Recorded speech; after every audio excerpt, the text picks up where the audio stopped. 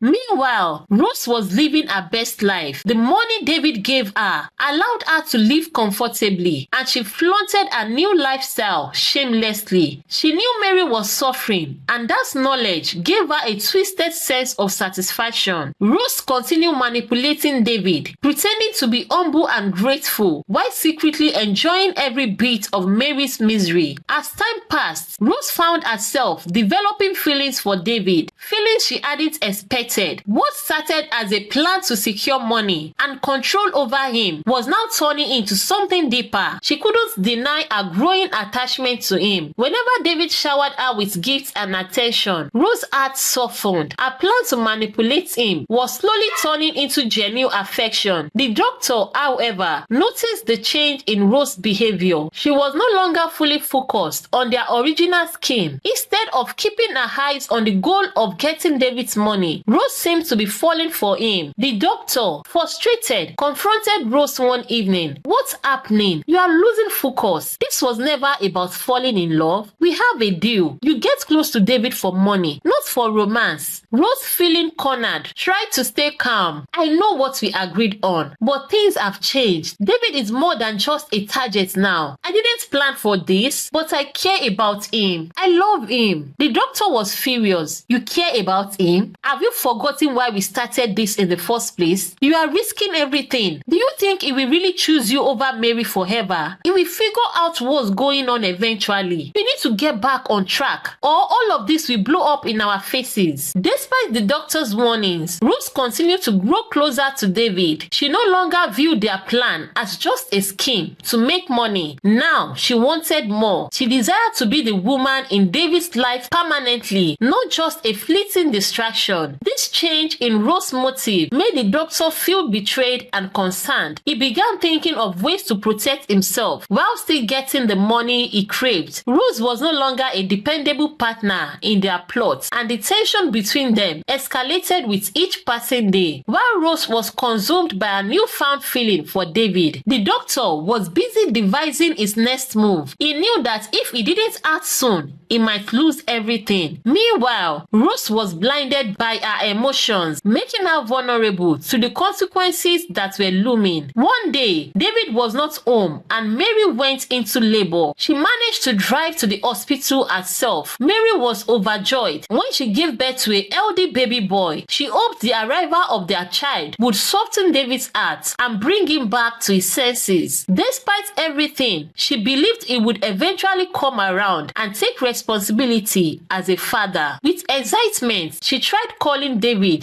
to share the good news, but he didn't answer her calls. Disappointed, Mary sent him a message informing him about the birth of their son. When David finally replied, his voice was cold and uncaring. He simply said, "Congratulations on the birth of your boy. Call the father. I'm not responsible for your child." Mary was heartbroken. She couldn't believe how far things had deteriorated. The man she once loved and respected was now denying their child and refusing to be part of their lives. She wept bitterly, wondering what had happened to the man she had married. Meanwhile, Rose continued to push her agenda. She felt it was time for David to fully commit to her. She wanted more than just the money and attention he was giving her. He wanted the title of wife and the security that came with it. One evening, she sat David down and said, "I think it's time for us to get married. I've been patient and I've done everything you've asked. It's time you made me your wife." But David wasn't ready for such a big decision. He hesitated and said, "Let's take things slow, Rose. We don't need to rush into marriage. We are doing fine as we are." His response left Rose feeling disappointed and frustrated. Despite all her efforts, she realized she was still just the other woman in his life. Determined not to give up, Rose decided to seek help from the native doctor once again. She believed stronger charms would ensure David had no choice but to marry her, securing her a share of his wealth if things went wrong in the future. When she arrived at the native doctor's place, she explained her situation. The native doctor listened carefully and said, "This time, the charm you are asking for is much more dangerous. It will work, but there is a serious condition. You must make sure David never lays eyes on his child. If he sees the child, everything will backfire and disaster will strike. Your life will be ruined." ruined. A chill ran down Rose's spine, but her desperation outweighed her fear. She agreed to follow the native doctor's instructions. She was willing to do whatever it took to make David hers, even if it meant keeping him away from his own child. As Rose left the native doctor's place, her mind raced. She knew she was treading dangerous ground, but felt she couldn't turn back now. She was too deep in her schemes. All she could think about was how close she was to getting everything she wanted. Determined, she focused on keeping David under her control, no matter the cost. As the days passed, Rose put her plan into action. She became even more possessive of David, ensuring he stayed distracted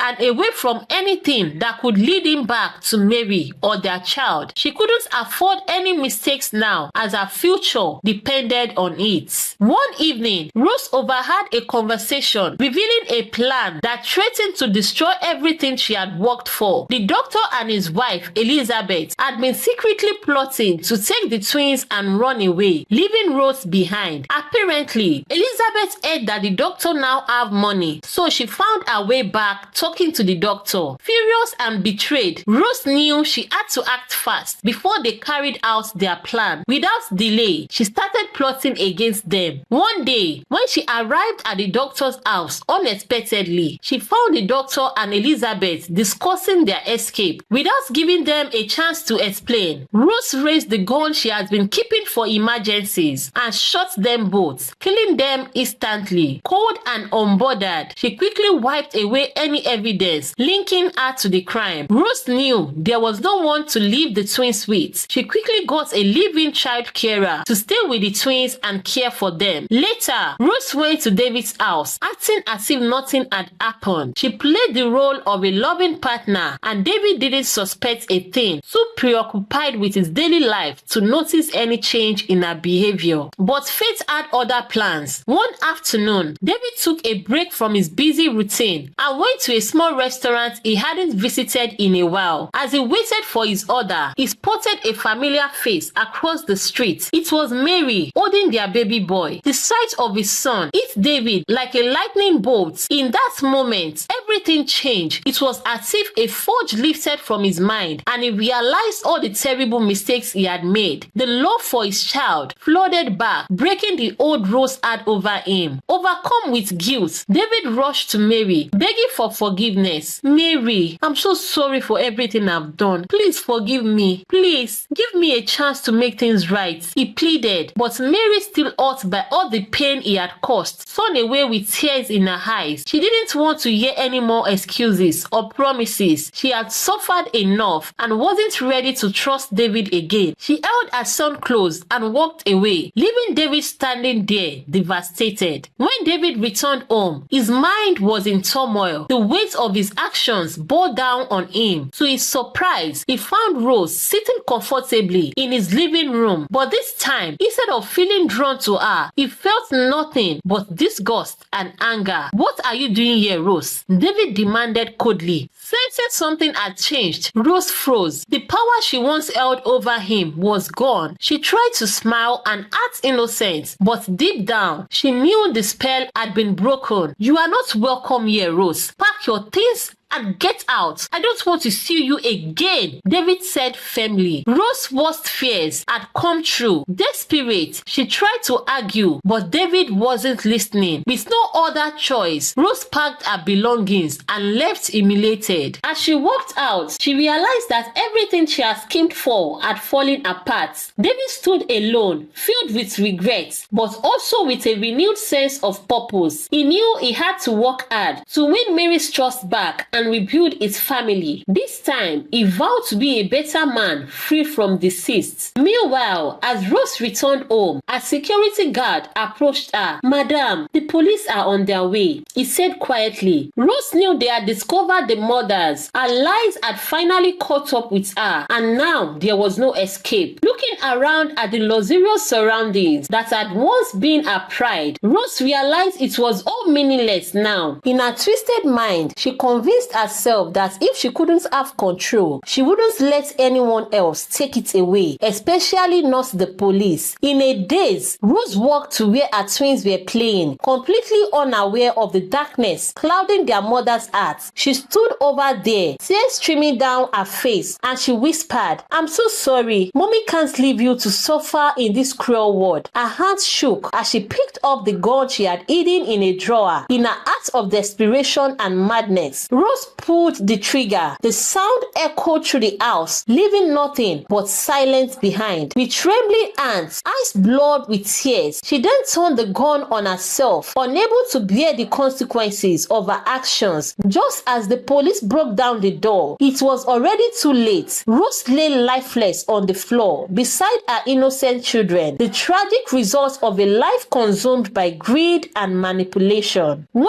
news of Rose's death spread, David was struck by a deep sense of guilt and sorrow. Though he had long